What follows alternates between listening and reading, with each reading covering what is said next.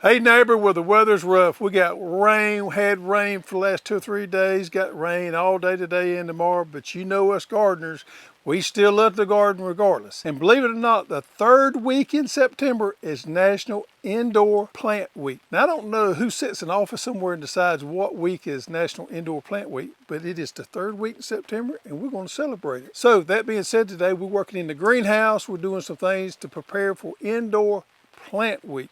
Now, I'll be the first to admit, in the springtime, July, August, I could care less about indoor gardening. I want to be outside because there's so much to do and so much growing. But this time of the year in the fall, when the weather starts turning a little rough, I know it's time for me to switch gears a little bit and start growing things indoors because we grow a lot of our food indoors during the wintertime. There's so much we can grow because I grow food, so we're going to tilt this video today to talk about food gardening indoors. We grow a lot of lettuces, we grow a lot of our herbs indoors during the wintertime because it's a great way to have a good, clean food source all winter long. Now, I like to start my plants in these seed starting trays. You know, for me, they just grow out better, and then I transplant them up, stick them up, pot them up in a bigger tray and let them grow on out so that we can harvest them.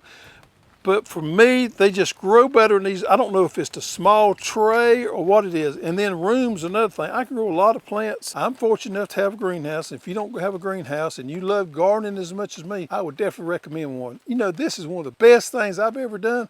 And every day out of the year, just about every day out of the year, at some point during the day, I am in the greenhouse. It's just something that I love. So I start a lot of my plants out here. Sometimes I move them indoors, sometimes I leave them out here. And we're going to talk today, if you got a greenhouse, how you can grow some of your food. And if you don't have a greenhouse, you can still grow some of your food during the wintertime with indoor gardening. All right, some of the main things I love growing in indoor or in pots is lettuce. I'm growing some lettuces today that we already care that I grew out, and I'm also growing some varieties that we're trialing out, some newer varieties for us. And then herbs. Herbs are a wonderful thing to grow indoors as well, to have basil, to have sage, to have oregano. Anytime we want it, we can put it in these little pots. We can grow it in our windowsill, we can grow it in our greenhouse, or we can grow it indoors underneath a grow light. So you can see my lettuces are getting big. It's time to step them up. This stage right here is where I love to step them up. See how those roots are out there? They're not root bound, but I got a good root system there, and these plants are ready to pull. I grab a hold of one and the whole root ball comes out. Now I could put something underneath the hole in the bottom to kind of help it out, come out, but that is an ideal plant to transplant. And when we transplant these up, we notice all of a sudden they shoot up. They just take off growing. They get to a point now when they don't grow a whole lot more because they don't have a lot of more root space there to grow. But just as soon as we give these plants room to grow, they shoot up in a hurry. All right, now these are the trays I love to use for transplanting my lettuces and my herbs up. These are the trays that come with our indoor grow kits. We've got them with and without holes. The ones with holes work best for me because I'm gonna put them inside or I'm gonna put them outside, and I got plenty of room for them to drain. The ones that do not have the holes, we use those more as catching trays or bottom trays. They don't work good for growing because they don't drain. So we got this size here, which is our 12 by 24. We got these smaller ones right here. I should have washed these up for you guys. Anyhow, they got the holes on them. This is 2 wonderful sizes for windowsill. So if you got a sunroom or something like that that gets plenty of sun, you can set these. They were designed to sit on windowsills and you can grow there. You don't need grow light or you don't need a greenhouse and you just got a good windowsill, no excuse, you should be growing.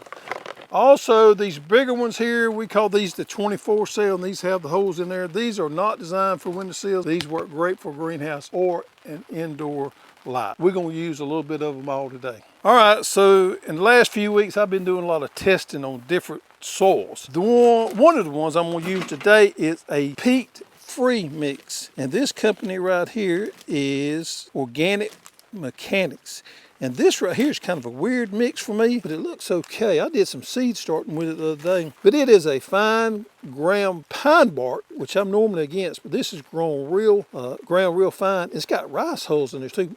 Perlite free, so it doesn't have any perlite in it, and I love perlite, but it has compost in it. It's what we call a fortified mix. It has some nutrients in it as well. So this is going to be one of the mixes I use today. I'm also using Vermos Compost Company, and this is the Fortlight mix. This is a compost-based potting mix. You can use it for seed starting as well. It is a heavier mix, got some perlite in it, but it's what we call fortified, so it has some nutrients in it. Now, if I use our regular seed start mix, such as the Pro Mix or the Sun Grow, and I call those sterile mixes, although they may have some mycorrhiza in them, they don't have any nutrients in them. You can use those; those work fine, but you probably need to incorporate some complete organic, something with some nutrients in it for that. I am not going to incorporate any fertilizer in these mixes today because the mixes I'm going to use are what we call fortified. They have compost or they have some nutrients added into them.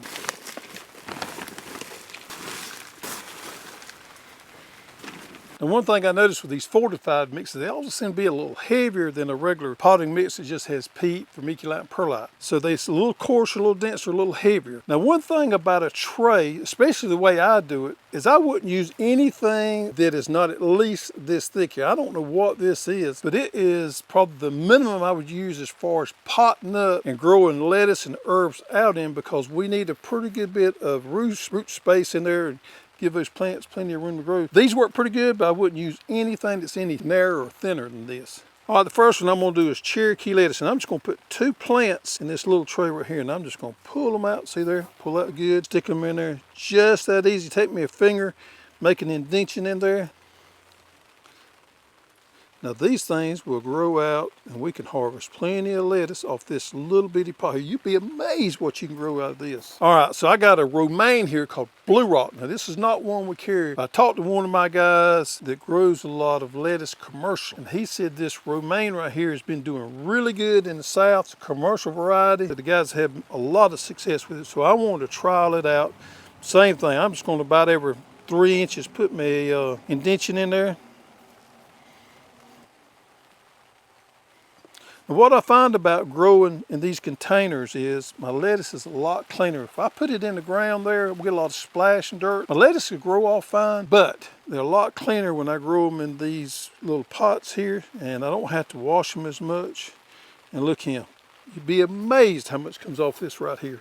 All right, I got another variety here that we don't carry that I've been aware of for a long time called Myrrh, M-U-I-R. Now this variety here is known to be real heat tolerant, do well in the South, and I was interested to try it out.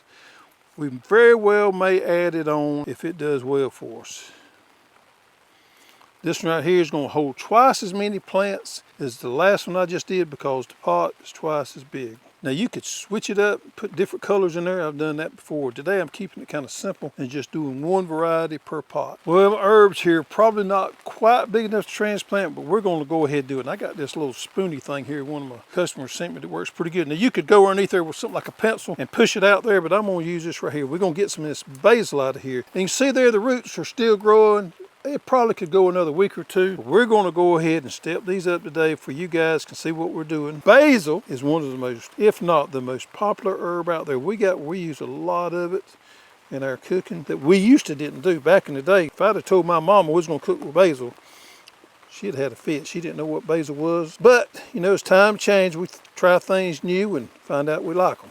Cooking with herbs is something that we have been trying to do more of, and we've been pretty well successful with it. I think we got some room to grow with it, but just like with tomatoes, we love eating tomatoes raw. There ain't nothing better than putting basil on a good raw tomato. All right, we've got 4 basil in that right there. That's going to be perfect. All right, we got some broadleaf sage. It don't take as much as broadleaf sage for us as it does basil, so we're going to do a smaller pot of those. We're going to put 2 of them in here. All right, so I got one big one left over. I think I'm gonna go ahead and do it in basil. Maybe more than what we need. We'll have some we can share with some of our friends and family. I just love growing basil. And looking at this right here is the large Italian type. There is all kinds of basils out there. There's purple basils, purple ruffle basils, all kinds. All right, so this gives you an idea of what we just stepped up there. It didn't take just a little bit. We got the larger tray right here, the little smaller tray, and then the little bitty tray right here. We're gonna grow some of this in the greenhouse, but let's go inside and let me show you how you can grow these if you don't have a greenhouse, if you've simply got a windowsill or you got an indoor grow light. Okay, here's some options for you guys that don't have greenhouses. This right here is what we call a baker's rack. Pick these up at any of your big box stores. I think I may have got this from Home Depot, Lowe's, I don't remember, but you can get them anywhere. They work really well if you have small space. But what if you got smaller space and you don't have room for this? Well, you can use one of these tabletop grow light kits here. This is the smaller one here, and I got some microgreens growing on it. But let's move those microgreens out of the way and show you how you could put 2 of these small ones in there, or you can put that larger one in there with the 4 plants in there, and you got plenty of room for that one right there. These lights adjust up and down. These are LED lights. They don't put a lot of heat, so you don't have to worry about burning your plants here. So that's a great table size or counter size grow light. Step it up just a little bit and you get the bigger size right here where you can put the bigger trays underneath there. All these have wicked mats in them, LED lights, and these are great for you guys that just don't have much room but love gardening. All right, even one size smaller than that. Now we do not sell this one right here, but this is a sample of a little grow light. I'm gonna turn this off so you guys can see a little better. A company in China sent this last year to us as a sample. Now we don't carry this because we're not big on carrying China-made grow lights. But if your budget is you really can't afford much, I don't know how much these things are, but they're fairly inexpensive. To be honest with you, they work pretty doggone good. See there, turn the light off, turn it on. It's even got a timer built in. So these are decent, and these are big enough you could put probably a couple of these in there. So if you ain't got much room and your budget don't allow it, there's all kind of options out there. But my favorite grow light setup is this right here. And this is what we call the hanging grow light. And this is where you need the baker's rack or something to hang from. Baker's rack to me just works perfect. So you can set all kind of things underneath these right here. And you could set 2 or 3 of these up on a baker's rack and have a large seed starting or an indoor growing facility with just a small amount of space. These things adjust up or down with this little cable right here. LED lights, these are fantastic here. They're versatile, you can move them around. That's my favorite setup right there if you've got the room for it. This could be a decent sized investment. Time you get the baker's rack and some of these grow lights, you could have a few $100s tied up if you went with the more elaborate system. But think about this right here. Even whether you're going with one of the countertops or you're going with the more elaborate system there, you could use this for seed starting your own seeds, your plants. You can use it for growing microgreen, and you can use it for growing indoor salads and herbs. So if you look at it that way, you can take a small space, you can use it for a lot of different things. It pays big dividends. So help us celebrate Indoor Plant Week by growing something. Now, if you love to grow pretty plants, that's fine. But if you love growing food plants, then you're our friend. That's what we love to do. And you can grow these indoors. Heck, if nothing else, you can get you a root pouch and you can move it in and out when the weather turns bad. There's no excuse why you shouldn't be growing some of your plants indoors.